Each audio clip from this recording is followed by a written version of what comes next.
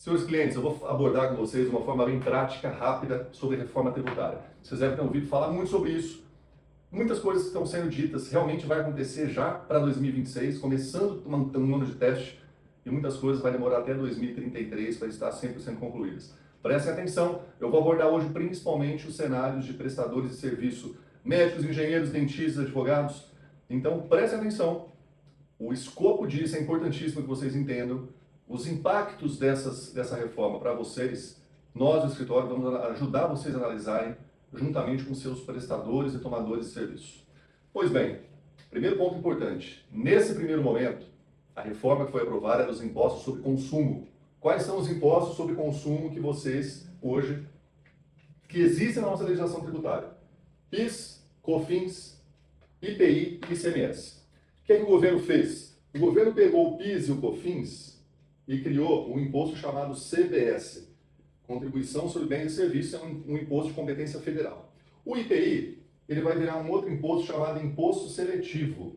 Nós não vamos abordar muito isso, porque como ele vem da indústria, isso vai ser transparente para toda a cadeia produtiva. E o governo pegou o ICMS e o ISS e criou o IBS, Imposto sobre Bens e Serviços. Pois bem, Túlio, qual a data que isso vai começar? A reforma vai começar no ano que vem, 2026, que vai ser um ano de teste. O governo vai testar a integração dos sistemas e, dependendo do caso, a empresa vai pagar uma alíquota de 0,1% dos novos impostos, dependendo do caso. Já em 2027 e 2028, aqui nós vamos entrar para valer na migração do PIS e COFINS pelo CBS. Então, até a final de 2028, todo esse sistema vai ser migrado, de forma que em 2029 não existirá mais PIS e COFINS no nosso sistema tributário. Aí em 2029 vai começar a segunda migração, que é do ICMS e do ISS pelo IBS. Essa migração vai até 2032. E aí em 2033, a reforma tributária dos impostos sobre consumo vai estar 100% concluída. Só para vocês saberem, vocês já estão ouvindo falar de reforma sobre a renda, de tributação de dividendos, que já foi aprovada, já foi sancionada e já virou lei. A tributação de dividendos é uma outra etapa da reforma tributária que trata dos impostos sobre a renda. Nós não vamos falar disso hoje. Hoje nós vamos focar em imposto sobre consumo, que é a reforma mais complexa que nós já tivemos desde a criação do nosso Código Tributário. Pois bem, o que vai acontecer? O governo está discutindo uma alíquota para esses dois impostos. E o mais importante que vocês entendam é que, a partir de agora, acabou essa de uma empresa ser contribuinte só do ICMS e não ser contribuinte de PIS e COFINS ou vice-versa. Agora todo mundo vai ser contribuinte de IBS e de CBS ao mesmo tempo. Até quem tem aluguel, que era contribuinte só de imposto de renda, agora vai passar a ser contribuinte de IBS e CBS. Eu vou chegar lá. O governo está discutindo uma alíquota para esses dois impostos, que até hoje não se decidiu qual é a alíquota base para esses dois impostos. Quando eu digo alíquota base, é uma alíquota média, porque para cada município e para cada estado, os impostos vão ter uma pequena variação. Fala-se em algo em torno de 28% para esses dois impostos. O que isso significa para você que está no lucro presumido? Vamos começar por aqui? Você tem um médico, que a empresa está no lucro presumido. Como o próprio nome diz, por que presumido? Porque ele paga um imposto de renda.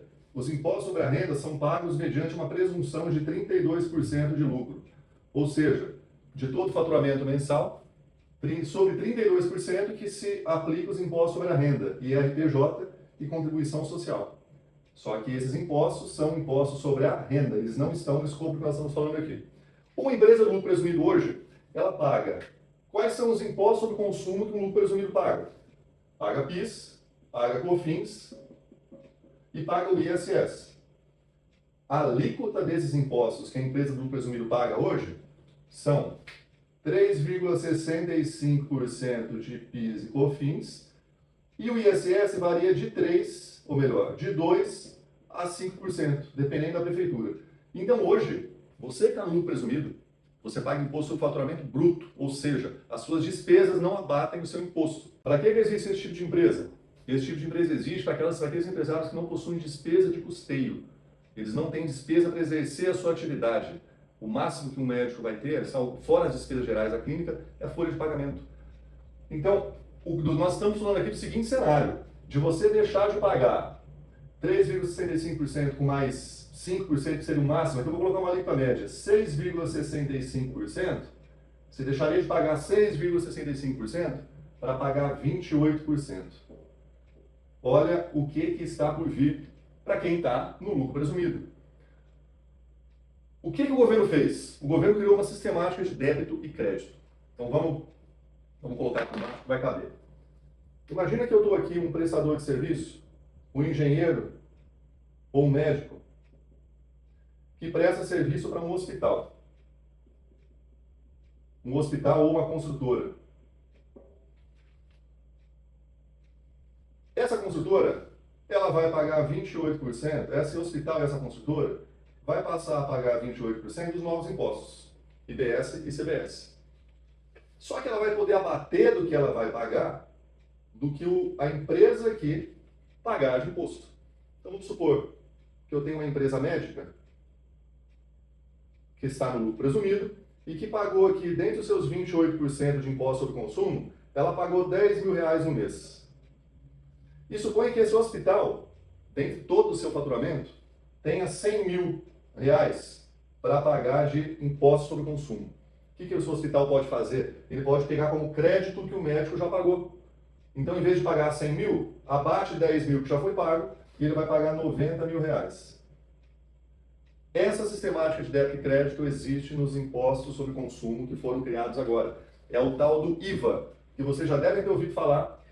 Vamos apagar tudo isso aqui. O que é o IVA? O IVA é a sistemática do imposto sobre valor agregado. IVA. Ou seja, fica claro para o contribuinte, ninguém paga imposto sobre imposto. Se eu tenho aqui a indústria produz um determinado produto, ela vai pagar 28% de IBS, CBS, por exemplo, tá? Ela pode pagar menos, provavelmente vai pagar menos. Esse revendedor aqui, que comprar essa indústria, ele vai pagar 28% somente do lucro dele. Por que do lucro? Porque ele vai abater o que a indústria já pagou. E assim vai ser a última empresa da cadeia antes de vender para o consumidor final. Um vai abatendo o que o outro já pagou e você vai pagar imposto somente sobre o lucro, ou sobre o que você agregar naquele produto, naquele serviço, é o que você paga imposto. É por isso que chama de imposto sobre valor agregado. Não tem bitributação. Isso é importantíssimo. Como que isso aqui vai ficar no final de 2033? Vai ficar da seguinte forma. Se hoje nós compramos um produto que na prateleira ele custa R$100, quando você passar no caixa, ele vai custar os mesmos R$100. Você, como consumidor, não tem a menor ideia do que tem aqui dentro de imposto. Depois da reforma tributária 100% concluída em 2033, aqui no Brasil vai acontecer igual acontece, por exemplo, nos Estados Unidos. Se você vira um produto na prateleira que custa R$100, no momento que você passar no caixa, os impostos sobre consumo vão ser agregados no preço. Então aqui, vamos colocar que seja 28%, esse produto vai para 128. E você vai ver isso quando? Quando você passar no caixa. Aqui vai ficar transparente para o consumidor que o imposto sobre valor agregado está sendo cobrado, ele vai saber quanto que ele está pagando de imposto sobre valor agregado.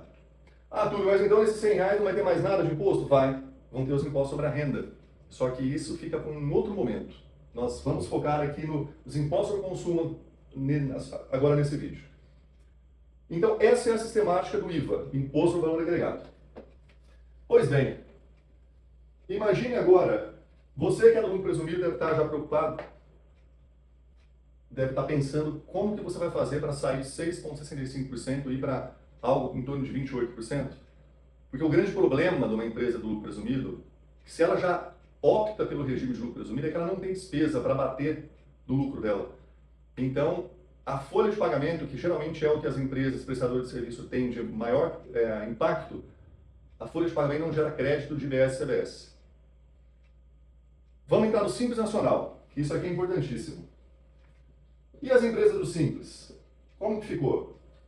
O Simples Nacional, ele não vai ser impactado, entre aspas, pela reforma tributária.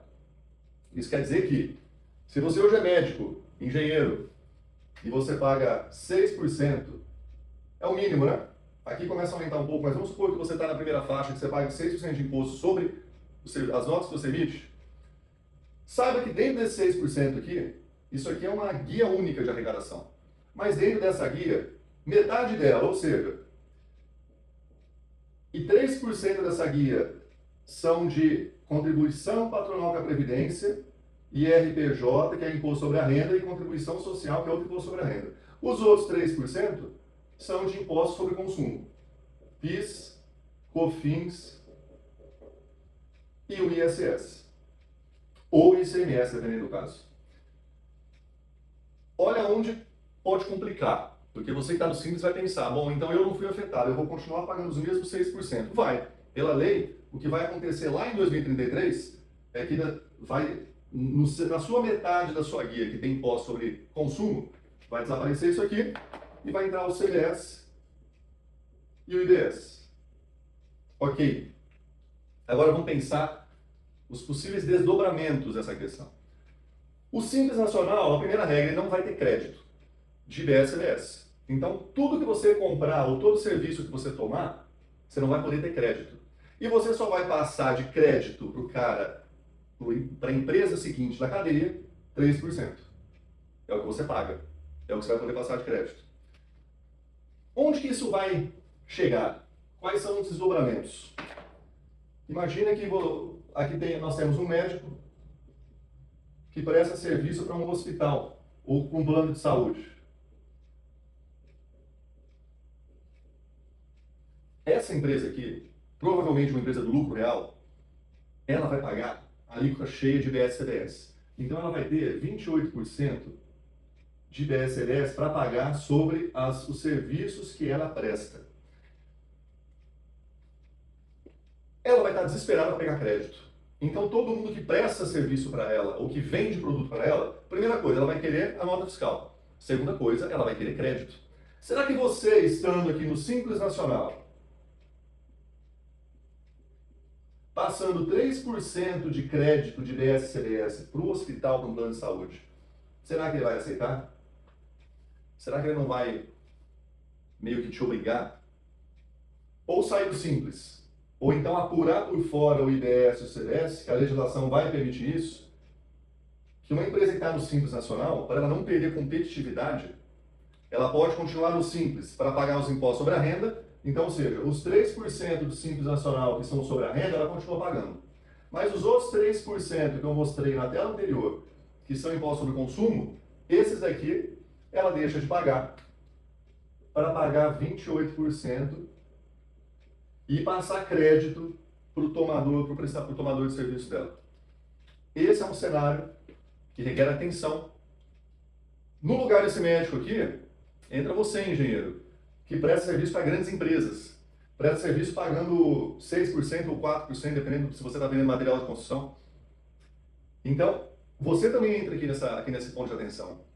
Essa grande consultora, que vai pagar 28%, será que ela vai permitir receber crédito 3% teu?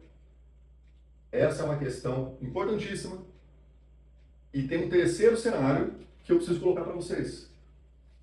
Fora a preocupação com quem você vai emitir nota, mesmo que você, nas suas notas, no seu imposto sobre a sua venda, você possa ficar no Simples pagando lá seus 6%, você vai ter um aumento de custo. Muito provavelmente. Porque tudo vai aumentar. Todo mundo vai repassar, vai ser impactado pelo IBS e pelo CBS. Então, provavelmente, em muito serviço tomado, em muito produto que você compre, você tenha um aumento de carga tributária. Isso vai te gerar um aumento de custo. Então, não pense que você, porque está no Simples, não vai ser impactado pela reforma tributária, que pelo menos no custo você vai ser impactado. E tem mais um cenário importante, que eu preciso comentar com vocês. Aluguéis. Quem tem aluguel de imóveis, que até então, só paga imposto de renda à pessoa física, dependendo do caso. Qual caso? O que diz a lei? Se você tem mais de 3 imóveis, ou seja, a partir de 4 imóveis, e mais de uma receita de mais de 240 mil no ano, você vai ser contribuinte do IBS e do CBS. Além do imposto de renda, você vai pagar também IBS e CBS. Vai pagar 28%? Não. A lei dá uma redução de 70% desse valor. Então, provavelmente, você vai pagar uma alíquota de 8,5%, entre 8% e 8,5% de novos impostos, IBS e CBS, que até então você não pagava. Pontos importantes sobre aluguel. Está entrando em vigor agora em 2026 um sistema, um portal, chame como quiser, que o governo criou, que chama Cadastro de Imóveis Brasileiros, o tal do CIB, onde o governo vai reunir todas as informações dos imóveis dos contribuintes. A informação estava descentralizada. A Receita Federal tinha uma parte, as prefeituras tinham outra parte, o Estado tinha outra parte. Agora vai todo mundo colocar todas as informações dentro do mesmo portal. O que isso quer dizer? Isso quer dizer que, primeira coisa, quem não declarava aluguel, o governo disse que vai começar a cobrar. Porque nesse portal aqui, já tem um super sistema com inteligência artificial que vai cruzar informações, provavelmente, dos imóveis. Se eu tenho um imóvel parado, que não é o meu imóvel da minha residência, o governo vê que entra dinheiro na minha conta todo mês, provavelmente esse imóvel é alugado. Então isso vai fazer com que? Vai fazer com que muitas pessoas que têm vários imóveis alugados, que deveriam pagar imposto de renda na alíquota de 27,5% e não declaram nada. Esse contribuinte vai ter que começar a pagar 27,5%, que já existia, mas não era declarado, e mais 8,5%. Então esse contribuinte ele vai deixar de não contribuir com nada para pagar 35% de imposto sobre as suas receitas de aluguel. Isso é o que está divulgado, é o que vai começar a acontecer a partir de agora, 2026. Então fiquem ligados. O IBS e CBS incide também na venda de imóveis, eu não vou entrar nesse detalhe agora, porque não é a intenção. E tem uma última observação sobre o débito e crédito. Eu não abordei. Além de criar sistemática de débito e crédito, o governo vai fazer com que os contribuintes se fiscalizem. A reforma foi feita para que um contribuinte fiscalize o outro contribuinte na cadeia. Aqui nós temos uma pessoa jurídica 2 e aqui nós temos uma pessoa jurídica 1. Essa pessoa jurídica vende mercadoria ou presta serviço para essa e aparece na nota lá o CBS e o IBS. Essa pessoa jurídica, nas suas vendas, ela vai ter também o IBS e o CBS. Mas aí ela vai poder se creditar dessa aqui? Vai. Desde que essa pessoa jurídica 1 tenha efetivamente pago esses 28%. Ou seja, que ela tenha pago o IBS e o CBS. Se ela não tiver pago, esse carinha aqui não pode se creditar do imposto que o outro não pagou. O que é que vai controlar isso? Um sistema à parte, tá? Chama Split Payment. Então o governo criou um sistema que, de alguma forma, que não sabemos ainda, essa empresa vai poder fazer uma consulta nesse sistema para verificar se esse imposto foi pago. Só então ela vai poder se creditar para abater o imposto nas vendas dela. Se esse cara não pagou o imposto, o governo espera que essa pessoa jurídica ligue para esse aqui e cobre o pagamento do imposto. Já que a mercadoria foi adquirida, o serviço foi prestado e foi pago, então quem recebeu o dinheiro tem que pagar o imposto para que você que está aqui que é o seguinte na cadeia possa se creditar. Coisas importantes estão por vir. 2026 é um ano de teste, como eu já disse no começo do vídeo, mas fica a dica que grandes mudanças vão acontecer. O escritório vai ajudar vocês a analisarem cada situação. E tenho dúvida? Vem com a gente.